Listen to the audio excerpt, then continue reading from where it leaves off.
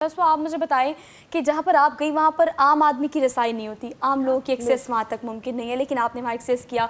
बहुत सारे लोग आपकी तरह वहाँ मौजूद थे, ब्लॉगर, इन्फ्लुएंसर, यूट्यूबर्स। तो ये आपको कैसे एक्सपीरियंस रहा? क्या आप लोगों से शेयर करना चाहेंगे कि वहाँ पहुँचकर वहाँ लोगों से बात करना और जो एक्सपीरियंस वहाँ इंटरेक्शन लोगों का रहा, उसको कैसे कंक्लूड करेंगी आप?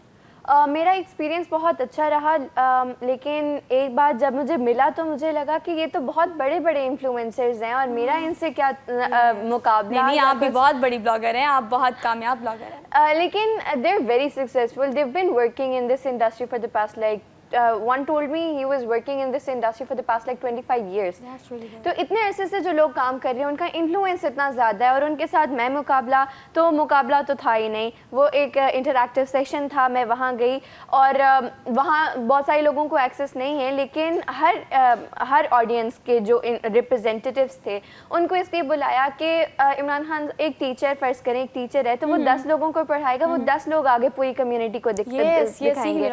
एक टीचर पूरे पाकिस्तान की पॉपुलेशन को नहीं सिखा सकता।